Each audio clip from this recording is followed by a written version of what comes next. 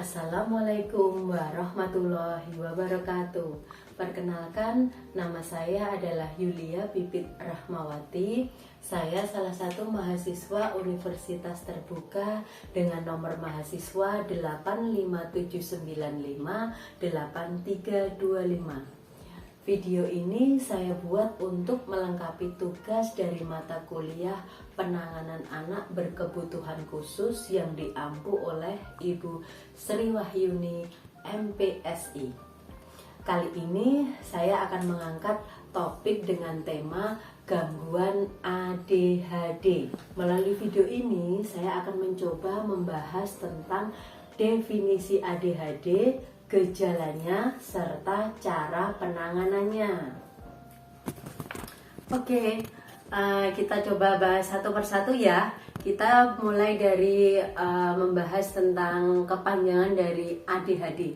ADHD itu sendiri merupakan kepanjangan dari Attention Deficit Hyperactivity Disorder, yang merupakan gangguan mental yang tersembunyi dan kelainan di otak yang dapat menyebabkan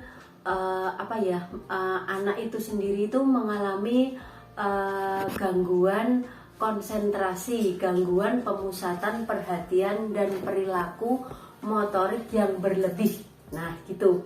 Jadi biasanya di Indonesia itu biasa kita sebut dengan GPPH ya, biasanya gangguan pemusatan perhatian dan hiperaktif. Jadi dia anak yang mengalami atau didiagnosa GPPH atau ADHD itu harus punya dua kriterianya, yaitu harus memiliki dan mengalami gangguan pemusatan perhatian. Yang kedua, dia juga harus hiperaktif. Nah, kemudian sering muncul pertanyaan, kenapa sih ADHD itu sering dialami oleh anak usia dini? Karena memang faktanya itu anak usia di bawah 4 tahun itu biasanya memiliki sekitar 3% otak yang biasa disebut dengan lobus frontal, itu biasanya ukurannya 3% lebih kecil dari otak yang anak tanpa gangguan ADHD gitu. Nah, kemudian juga muncul pertanyaan, apakah ini sepenuhnya buruk gitu? Kalau menurut saya tentu saja tidak ya, karena biasanya anak ADHD itu malah justru karena memiliki energi yang lebih, mereka itu biasanya malah memiliki kreativitasan yang lebih tinggi dibanding anak-anak tanpa ADHD. Selain itu, biasanya juga banyak orang tua tuh sering bertanya-tanya, apakah anaknya itu tuh anak yang aktif atau anak yang hiperaktif sih? Nah, terus ada juga yang tanya-tanya, apa sih bedanya aktif dan hiperaktif? Oke, jadi penyandang ADHD itu memiliki beberapa kriteria atau gejala khusus ya, yang harus dialami si anak tersebut. Jadi kalau misalkan mereka nggak mengalami gejala-gejala yang sudah teliti itu, ya mereka bukan kategori dari anak ADHD. Mungkin memang biasanya anak di usia dini itu kan mereka memang aktif ya, jadi tidak bisa serta-merta langsung didiagnosa bahwa dia itu seorang ADHD gitu. Jadi pertama, mereka yang menyandang ADHD itu biasanya itu akan mengalami kesusahan dalam konsentrasi. Itu gejala pertamanya. Jadi anak akan mengalami kesusahan untuk berkonsentrasi. Kemudian yang kedua, biasanya mereka akan mengalami hyperaktivitas gitu, atau biasa melakukan aktivitas aktivitas motorik yang berlebih gitu. Yang dia itu lari terus kayak dia itu gerak itu kayak motor gitu, digerakin sama motor. Jadi si anak sendiri tuh secara nggak langsung tuh nggak sadar dia ngelakuin banyak hal itu. Jadi karena dia itu kelebihan tenaga buat ngerjain aktivitas motorik gitu. Dan biasanya mereka itu akan bersifat impulsif, yaitu sifat yang meledak-ledak gitu. Nah, setelah kita tahu gejala secara umum tentang anak-anak yang dideteksi mengalami gangguan ADHD, sekarang kita coba bahas tentang gejala khususnya ya, gejala yang biasa dialamin oleh anak yang mengalami gangguan konsentrasi, gangguan perhatian. Itu salah satunya ada satu, biasanya anak mengalami kesusahan dalam memperhatikan pelajaran di dalam kelas. Biasanya gitu, jadi dia itu nggak bisa konsentrasi gitu. Terus yang kedua adalah biasanya anak itu cenderung pelupa. Kemudian yang ketiga, anak itu tidak bisa memusatkan perhatiannya itu pada satu hal saja. Jadi dia biasanya itu sering keganggu atau kedistract dengan hal-hal yang kecil gitu. Kemudian yang keempat adalah anak biasanya itu sering mengalami kesalahan pada hal-hal yang kecil gitu. Kemudian yang kelima adalah biasanya itu anak itu mudah bosen gitu. Dia mudah bosen, jadi dia biasanya adalah ganti aktivitas. Jadi habis main balok, nanti dia pergi lagi cari yang menurut dia lebih menarik, cari pasir atau bola atau apapun. Jadi terkesan anak yang mengalami gangguan perhatian itu biasanya dia cepat bosan, dia nggak bisa betah gitu untuk menyelesaikan satu aktivitas di dalam kelasnya gitu. Nah, kemudian selain itu gejala yang ditunjukkan itu biasanya anak itu biasanya tampak nggak dengerin orang lain ketika diajak ngomong gitu. Padahal sebenarnya anak ADHD itu dia itu mendengarkan. Jadi ketika dia diajak ngomong itu dia dengerin, cuman memang tampak nggak mendengarkan gitu ya. Jadi kita udah tahu ya. Jadi gejala anak yang mengalami gangguan pemusatan perhatian itu tadi ada beberapa yang sudah disebutkan ya. Oke, jadi kemudian kita bahas di gejala contoh gejala hiperaktif. Gimana sih anak yang masuk kategori hiperaktif itu? Itu biasanya gejala hiperaktif dan impulsif itu biasanya itu anak itu akan berbicara terus-terusan. Anak itu kayak nggak mau berhenti, dia ngomong terus, apapun dia omongin, nggak bisa berhenti gitu. Kemudian yang kedua adalah biasanya itu anak itu biasanya akan ngerasa gelisah gitu. Anak akan ngerasa gelisah ketika disuruh duduk diem. Nah, ketika duduk diem itu anak akan banyak gerak gitu.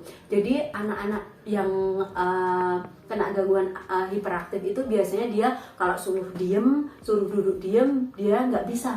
Dia gerakin kakinya, gerakin tangannya, dia gerak terus gitu, nggak bisa diem gitu. Kemudian yang ketiga, gejala anak yang hiperaktif itu biasanya mereka suka lari-larian, lompat-lompat, panjat-panjat. Dia berlebihan gitu, larinya berlebihan, panjatnya berlebihan, nggak bisa duduk diem, nggak bisa anteng gitu. Jadi dia gerak terus. Itu yang ketiga ya. Kemudian gejala yang keempat adalah biasanya anak hiperaktif itu biasanya menjawab terlebih dahulu sebelum pertanyaan yang diajukan itu selesai. Kemudian yang kelima adalah biasanya anak itu akan sulit untuk menunggu giliran atau sulit untuk antri. Mereka tidak sabar gitu. Kemudian apakah semua anak yang memiliki gejala yang tadi kita sebutin tadi, semua yang banyak itu tadi, itu anak langsung bisa menyandang predikat dia anak ADHD? Itu tentu saja nggak bisa ya, karena masih ada kriteria atau syarat yang lainnya. Jadi masih ada gejala lain atau syarat lain yang harus dipenuhi, yaitu apa? Gejala yang harus dialami ini tadi, gejala yang kita sebutin ini tadi, itu tuh harus menetap lebih dari 6 bulan. gitu ya. Jadi kalau ada anak nggak bisa diem, yang cuman sehari atau seminggu, nah gitu-gitu tuh nggak bisa kita bilang bahwa anak itu anak yang hiperaktif gitu. Kemudian syarat selanjutnya, gejala yang tampak yang disebutkan itu tadi tuh harus terjadi lebih dari satu tempat. Nah gitu, maksudnya apa lebih dari satu tempat? Gini, jadi misal ya, di rumah si anak itu nggak bisa diem, dia lari-lari, loncat-loncat, terus gerak terus gitu, berantakin semua mainannya gitu. Tapi waktu dia di sekolah, dia itu duduk manis, dia jadi baik, terus kemudian dia cenderung malu. Nah, perilaku yang seperti ini tuh tidak termasuk ADHD, karena anak yang ADHD, yang memiliki gangguan ADHD itu, anaknya itu nggak kenal tempat.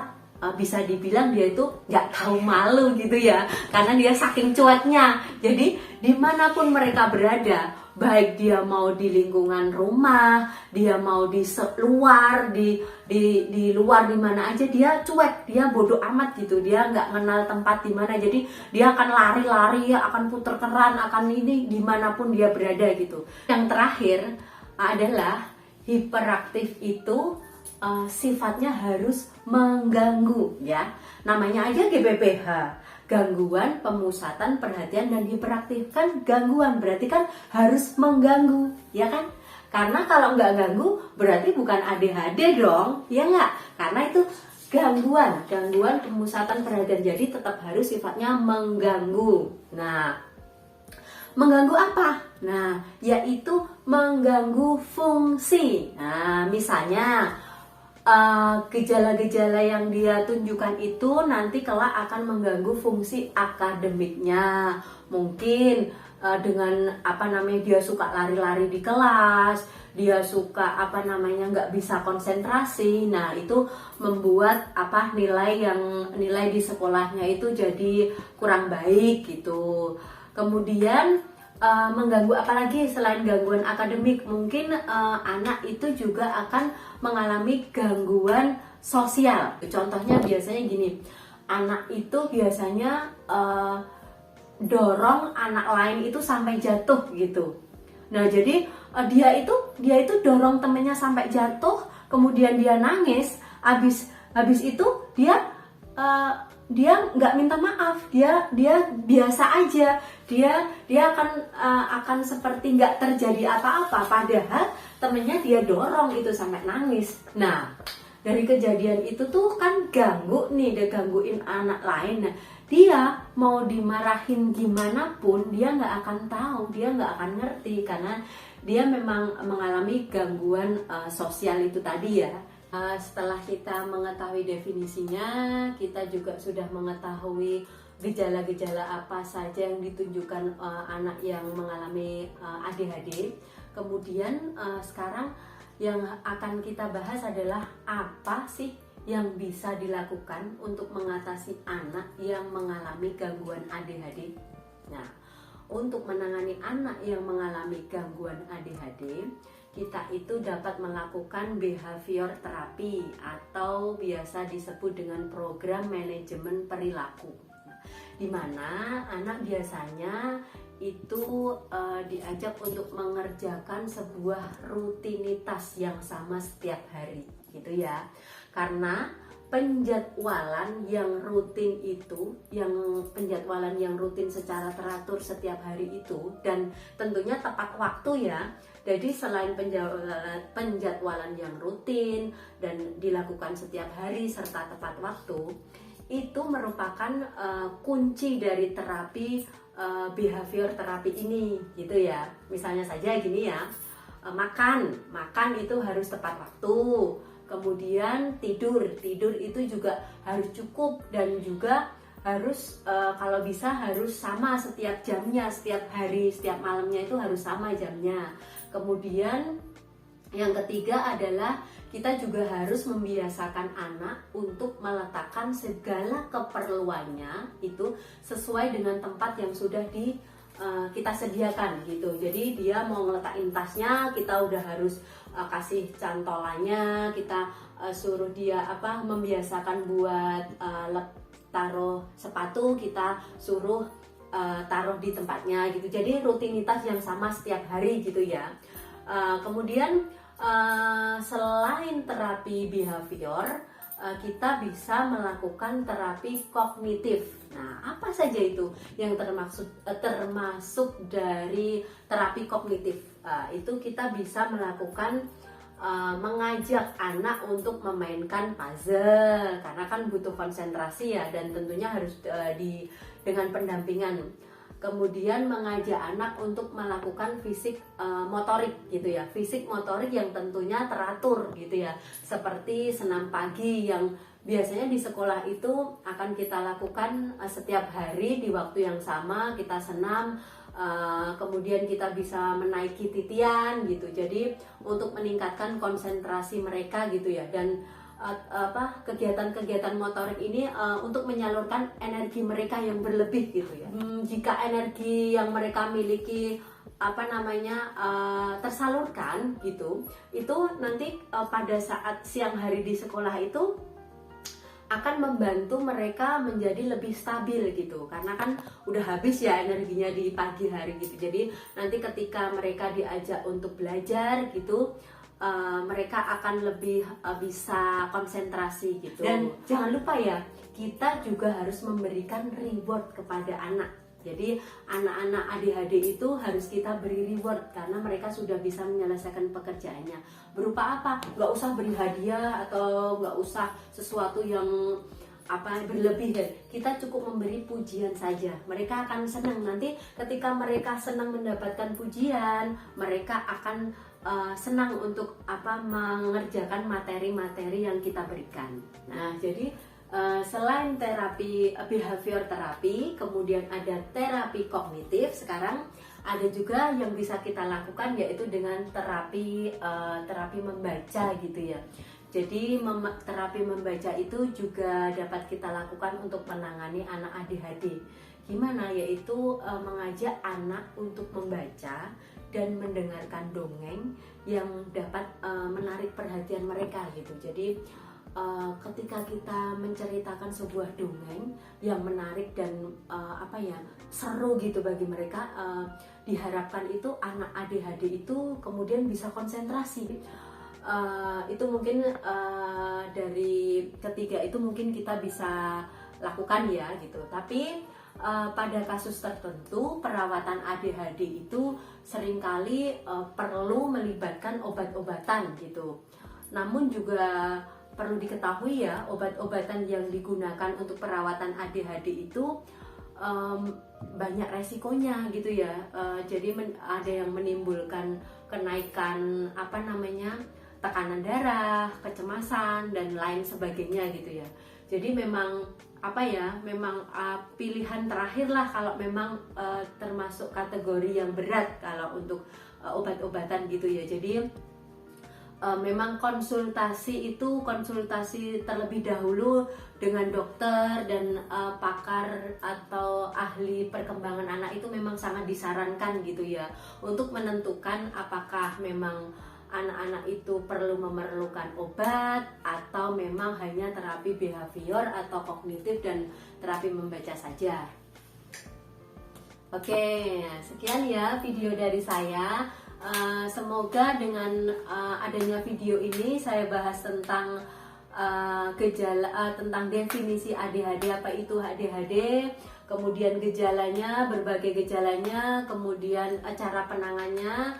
Saya berharap para orang tua di luar sana itu sedikit terbantukan, secara nggak langsung orang tua dan pendidik itu lebih sedikit terbantu untuk mendeteksi secara dini gitu ya. Nanti kemudian setelah kita mengetahui secara dini, nanti kita bisa wawancara dengan komunikasi dengan orang tua, kita sampaikan apa yang sudah kita deteksi secara dini itu tadi. Kemudian orang tua bisa mencoba menghubungi atau konsultasi dengan ahli tumbuh kembang. Sekian video dari saya, semoga membantu para pendidik Saya tutup dengan wassalamualaikum warahmatullahi wabarakatuh.